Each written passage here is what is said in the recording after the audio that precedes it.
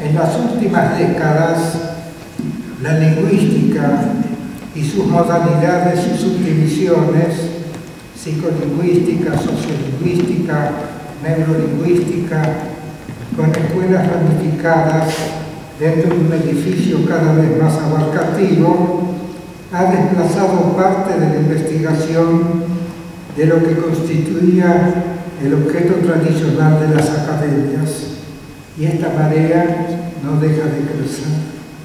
Así, ha disminuido su atención por el cultivo de la literatura, esa creación de la que el resto deriva, pero no del todo.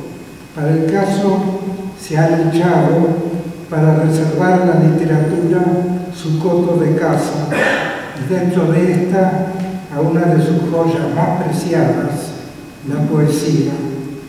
Por eso, esta academia se regocija al elegir entre sus miembros a uno de los más puros de sus representantes actuales, el poeta Rodolfo Godino, en una época en que los líricos de excepción no abundan en nuestro medio. En este sentido, he sido honrado en poder presentar brevemente a este nuevo miembro del número. La persistencia en la calidad de su dicción es uno de sus atributos principales en una extensa producción lírica que al momento actual excede los 15 poemarios. Entre ellos, La mirada presente, Curso, Sempón, Elegías breves, Estado de reverencia, Lengua diferente. Esta enumeración no agota su alcance. Hay que agregar las antologías que jalonan su trayectoria y algunos trabajos en prosa, y resaltan en lo personal su costado afectivo.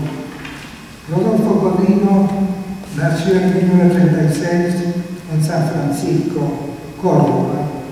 Parte de su existencia profesional la dedicó Godino a la difusión de la cultura de su provincia natal a través de diversos cargos de responsabilidad. Obtuvo premios importantes, como por ejemplo en Iniciación de la Ciudad de Buenos Aires, el primer premio del Fondo Nacional de las Artes, el Premio Municipal de Poesía, el Premio de Poesía de la Nación, el Premio de la Academia Argentina de Letras, como acaba de recordar el presidente, el Premio Nacional de Poesía, el Premio de Conservación Letras de Córdoba. Antologías y traducciones a otros idiomas completan esta trayectoria. Pero hay en su carrera, ligada obsesivamente a la poesía, otros datos de interés. Si bien la lírica es su actividad individual y por derecho propio, existe eso que se llaman los maestros. Maestro por antonomasia de Godino fue Alberto Gilli, del que asimiló sus lecciones sobre la prevalencia de un texto exclusivo y fanáticamente poético.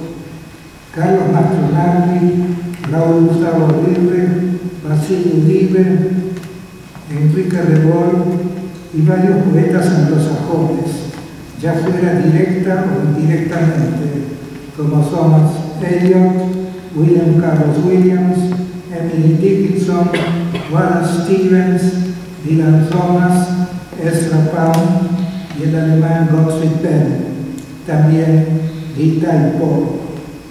Es que nuestro homenajeado pertenece a la categoría de poeta doctus, porque hoy día el poema exige una forma ceñida, una estructura sólida, un saber arquitectónico que amalgama los infinitos matices de la emoción primigenia. Pero mientras que en Gilli, por ejemplo, la emoción permanece soterrada, en Godino asoma envuelta en una forma impecable, sin pérdida de su línea sutil y decantada, va hacia la esencia, pero a través de una experiencia que sobrepasa el automatismo de la reproducción directa de la realidad. Porque Godino es uno de los poetas que traspasan, que abren puertas insospechadas al núcleo de lo que entendemos comúnmente como lo real. En rigor, aquí forma y contenido constituyen una unidad indisoluble, hasta los brincos que su lectura produce. Y para terminar con estas comparaciones, siempre algo forzadas, en tanto que Gigli niega su afinidad con la música y se ciñe en su verso a una austeridad espartana o a una sentencia latina, Godino se inclina con mucho recato a mencionar aspectos emocionales que en sus últimos poemas se muestran más abiertamente.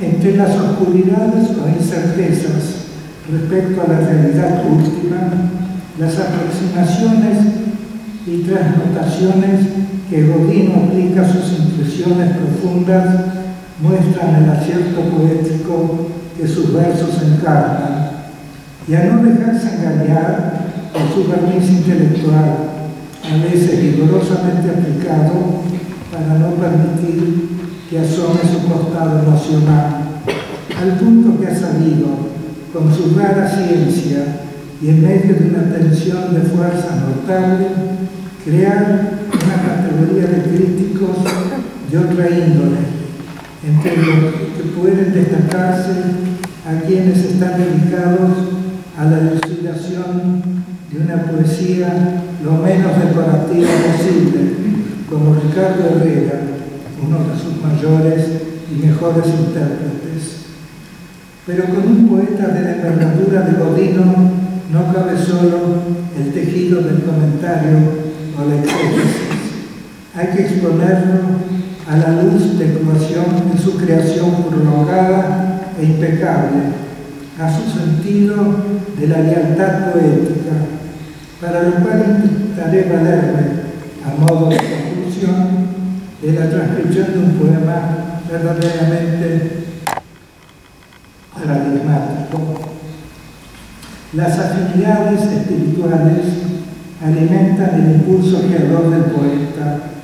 Así desfila la infancia, los jardines, los amores, las potencias naturales y sobrenaturales, tanto las de la carne como las del espíritu, ante una verdad que lleva consigo mismo. Todo lo demás es accesorio. De ahí su aversión a todo lo ornamental, borroso, equívoco. La belleza es para él precisión, y la precisión ejecutiva, belleza. Veamos entonces uno de sus retratos que recibió el título de Lipo Escale Think Tank. Lipo es Itaipó, que fue difundido universalmente a través de las versiones del inglés Arthur Waley, y que dice así: hay moscas en la presente imagen que vuelve y el avance sobre la arena del sendero, después los escalones, el ascenso, entregado al vaivén de una nueva unidad, no hay esfuerzo.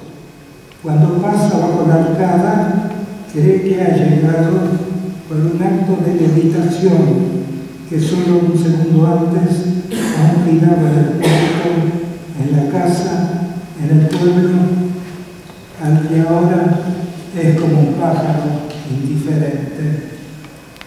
Este es indudablemente un poema de gran densidad.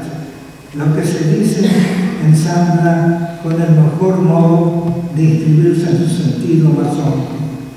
Pero la realidad allí plasmada es una de las formas, no la única de la realidad.